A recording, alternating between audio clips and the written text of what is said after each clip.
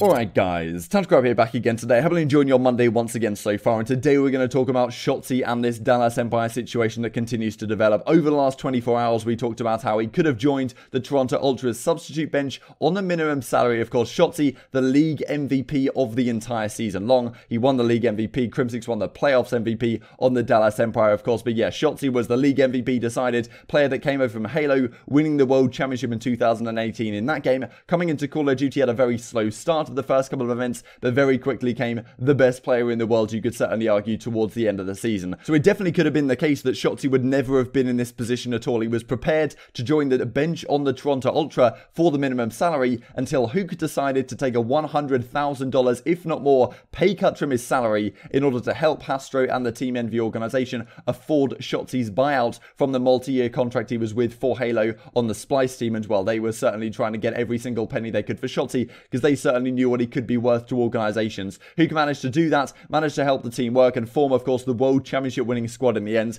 and the season could have looked entirely different if that was not the case and Hook didn't decide to make that move, which I can't really think of any other pro player that would have actually have made that move. So a lot of respect gained in that sense. So drop a like if you guys enjoy the video, subscribe if you are new. As always, I'd greatly appreciate it. Thank you for doing that, really helps out the channel, and let's hop into things then. So it was clear the team of three was wanting to be, Hook and Ellie certainly wanted to team together. They wanted to play with Shotzzy as well, especially Hook definitely saw something in him, knew him from a few years ago in the Halo side as well, and that was, you know, far from confirmed also, right? Given he was saying, okay, it could be chalked because Splice don't want to do it and the buyout money isn't there and he's super expensive to get out of this multi-year contract, maybe it couldn't happen. Hook then kind of helped make that work. But that as a core three, we're then looking to form a team of, well, 2 assault rifles on the squad, I suppose, because Hook, Ellie, Shotzzy, probably always going to use your SMGs. You kind of want 2 like slower players on the team or whatever. So they were certainly reaching out to some other players, and as Shotzzy will go on to explain here in just a second, they reached out to the likes of Accuracy, who was kind of keen but not necessarily with Shotzzy. They reached out to Octane, of course, as he explained in his Q&A that we'll look at as well, and they also reached out, of course, to then Crimsix and Clayster, who were, well, certainly on board and ended up taking these guys all the way to a World Championship. So remarkable really how some of these guys, veterans of the scene that have been around a few years, not so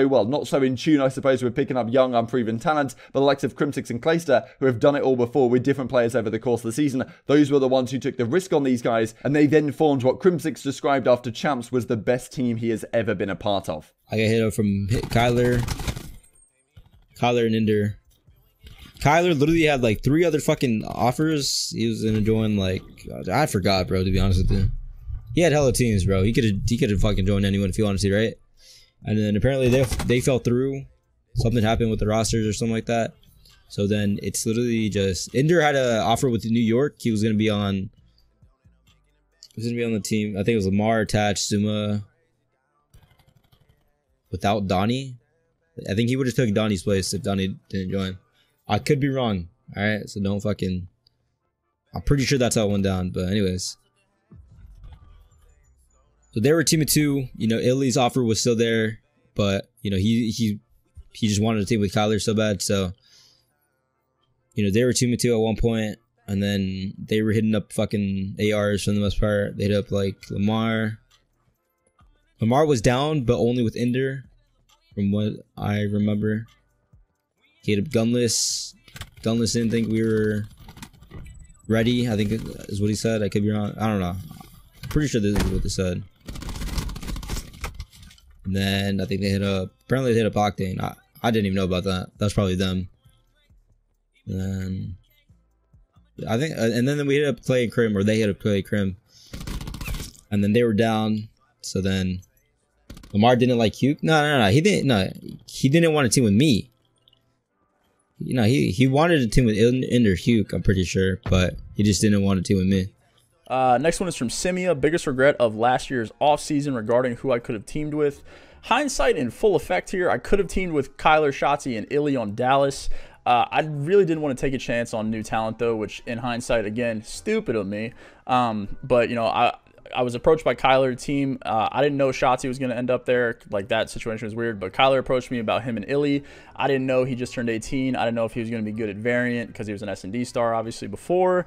I'm an idiot. We're going to move on to the next question. So it's crazy to think how different things could have been. If Shotzzy would have joined the Toronto Ultras bench, what potentially would have happened with that team? Of course, they trialed out Kleenex and some other guys on the bench that season. I imagine Shotzzy would get his opportunity at some point, but maybe without Hukili, Crimsix and Clayster on the team, Shotzzy wouldn't have been the player he was. He wouldn't have developed in the same way, and who knows whether Toronto would have been able to use him to the same degree that he was being able to be used on the Dallas Empire, right? So remarkable story from a number of different angles here, and well, I'm intrigued to hear really what some of the professional players think, because obviously hindsight is 2020, right? Accuracy and Gunless and Octane or whatever are probably looking back at this thinking, damn, I could have been the main AR on that team, like that would have been crazy, would have had all this talent at my disposal. But at the same time, before the season begins, like, how much confidence do you really have in the likes of Illy, who's never played like variant at a professional level, just turned 18, Hook, of course, the pros have a lot of respect for, and then you've got this guy Shotzzy that's coming over from Halo, like we're not even giving him a chance on the bench for a little bit to prove himself. He doesn't even have to work through challenges. This guy from Halo straight into a starting lineup of their team. I'm not denying that looks very risky if I'm one of these main assault rifles. Like, why do I want a team with this guy who's never played pro COD before? I can play with all the guys I know, partly my friends, but also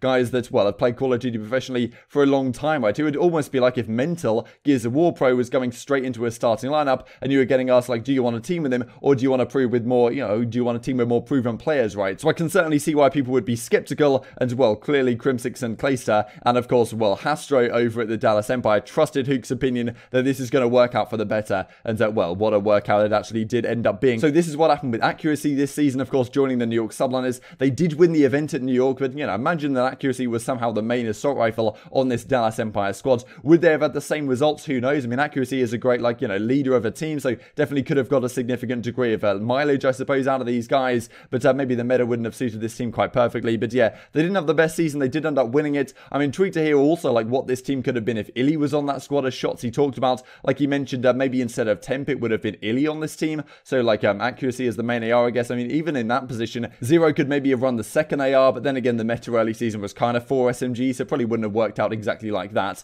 But I mean, instead of Temp, you could have had Illy on the squad. I mean, that would have been pretty nasty, right? But yeah, then again, it'd be Hook and Shotzzy. What might have happened over at the Dallas Empire? It's crazy to think, because with these franchise models now in place, these organizations have these players for a long period of time, right? We're not going to see these crazy roster changes every single season like we used to see with teams entirely blowing their team apart. Now, this season, we are, of course, seeing that, right? Because it's gone to 5v5 to 4v4. The players' salaries are dropping off significantly, and, well, obviously that's completely uprooted the entire season. But when you look at the top teams, I imagine they are looking to keep a lot of their, well, talented players for a very long period of time. Like FaZe, Simp, and Abizi, I can't see them leaving anytime soon. The same with Selim. I mean, you look at Huntsman, of course, with Envoy coming in, and Scum, of course, is never going to leave, but whether he retires is the question. And then you look at the Dallas Empire.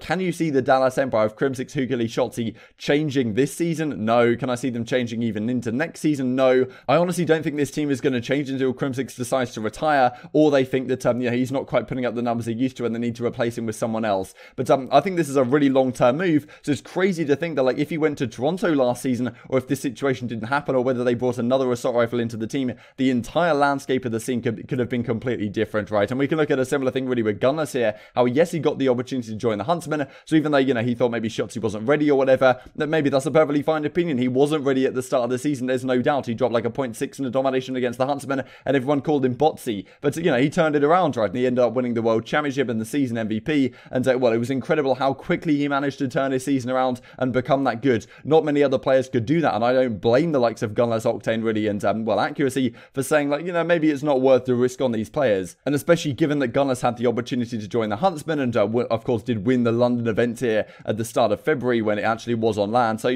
he honestly, given he got benched for half the season, had a pretty solid time of things. But, well, someone who didn't have a solid time of things, of course, was Octane, given the opportunity to potentially join the Dallas Empire last season with those core three, turned it down in favor of, I suppose, players that he's familiar with and players that he played with for a while in, of course, Apathy, Slack, Enable, and Karma. This team I never thought was going to work from the start. It didn't work. They won $10,000 prize money the entire season. They didn't win anything at Champs. They came last place. I mean, these blues and the darker blues are pretty horrible to look at. The third, fourth, they did manage to manage at the Chicago event. It was only when they beat Los Angeles Guerrillas twice. I mean, Octane had a pretty bad season. I'm sure it would have been significantly better if he had been on, of course, the Dallas Empire. That could have entirely changed the trajectory of his career, right? Because Octane's in his prime, I suppose. Now he has this team with, Pristini, Looney, and Gunless on the squad. That could be decent, but I'm not necessarily sure they're going to be banging out the event wins event after event like it's possible that the Dallas Empire still do, given how good that squad squad is. And I mean, just in comparison to what we just looked at with Octane, this was the Dallas Empire season. Yes, early on it was all online stuff that they were dominating, then kind of the meta shift came into effect and they fell off a little bit early on LAN, but they never placed outside the top 4 at LAN, and of course ended up winning the World League Championship as well. So this is crazy stuff. I'm very intrigued to hear your thoughts in the comment section below. Just to finish off with something pretty wholesome here, Sean Denya comes out, I believe Zach Denya's brother says, seeing as Zach actually downloaded and played Rocket League with me after begging him for ages, I'll do something nice and let you know a thing that not many people know about. This season, Zach put back into the community back home by sponsoring a local football team, local youth football team. So this is not something I've seen any other players do. Honestly, thought it was really wholesome. Like, you can see the jersey right here with Zed Pro Gamer, you know, his bio here, like the little controller on it. And as he says, didn't have a logo or anything when I did it, so put a controller on it. Feels good to give back though. Had it for a year now and yet to see them play due to COVID. One day it'll happen. So I thought this was really wholesome and it warmed my heart. So hopefully you guys enjoyed it as well. But thank you for watching the video. Thank you for making it this far. If you did enjoy it, I'd greatly appreciate a like on the video. It really helps out the channel and as well helps the YouTube algorithm know if you guys enjoyed this content, other people like you may enjoy this content as well. So thank you for watching. I'll be back here every single day with more content just like this. Click like, click subscribe, and I will see you next time.